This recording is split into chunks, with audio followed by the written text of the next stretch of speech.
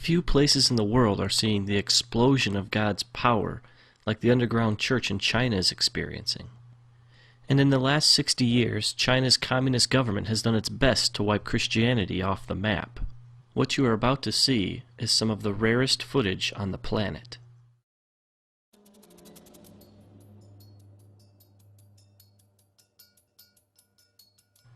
In this church, the people wake up at 4:30 to come together for 2 hours to pray and worship.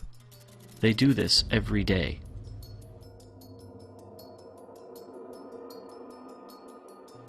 This church meets in the only place they're safe, a cave.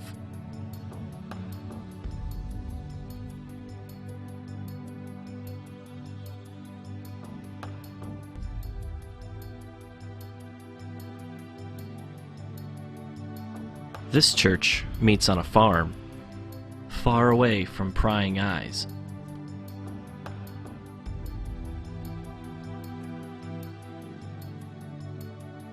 Here's an example of an underground church outreach. The people sitting are Christians. The people who are standing are not. This particular preacher was once crippled, but was healed when someone prayed for her.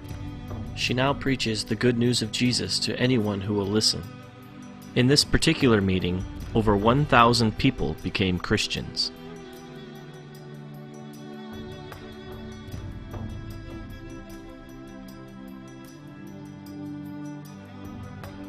Here Christians cast out demons from an 18-year-old girl.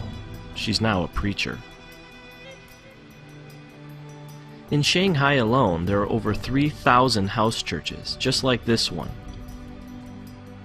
One thing Dennis pointed out to me was that most of the underground churches in China are actually led by young people. These kids have all come out of the communist system, and they want nothing to do with it. They only want to spread the love of Jesus to everybody they meet. This is a music school. Well, that's the cover anyway. It's really a training school for students who want to be pastors. The government thinks they're simply learning to play instruments.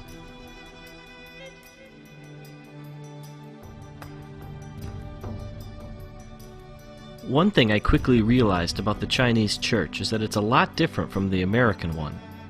For one thing, they think a 4-hour sermon is short. In this church service, it's 120 degrees inside the building. The people meet for 12 hours straight.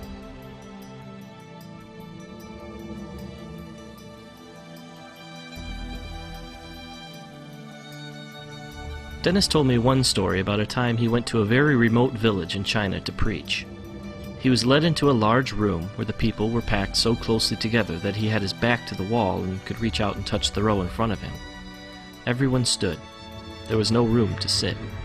He asked how long he should preach for, and they told him from 8:30 to 7 at night. Then they asked him if it wasn't too much trouble, could you come back tomorrow and preach from 8:30 to 7 again? And then, very sheepishly, they asked again, if you'd be so kind, could you come back the day after that and preach from 8:30 to 7? He asked how often he should take breaks, and they told him not to stop. The people will wait. Then he asked them what he should preach on. Everything, they replied, from Genesis to Revelation. And then it dawned on him, these people had no Bibles. After the death of Mao Zedong, the Chinese people, cheated by a false god, began to search for the true God.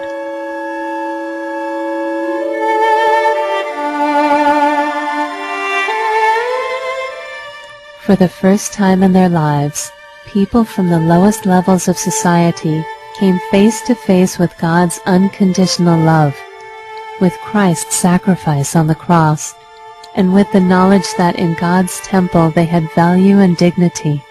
How could they not rejoice, like everyone who has received the most precious gift in the world?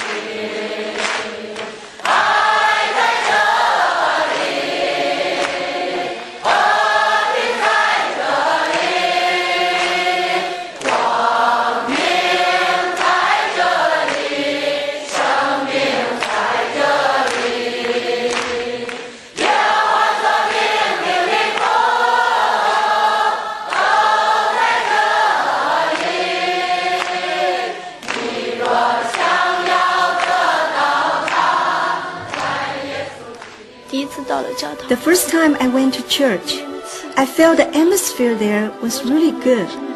I found true meaning in life. I found a peace that I never felt before. Peace in the Lord. So I can say without reservation, I will follow God for the rest of my life. 聚完会以后呢，我心 After the service, my soul felt especially sweet and joyful. Lord, how wonderful it will be if we can meet like this every day.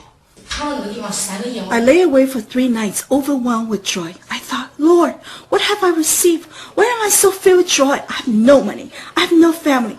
I have nothing. And you know, I was absolutely sure that this joy came from heaven.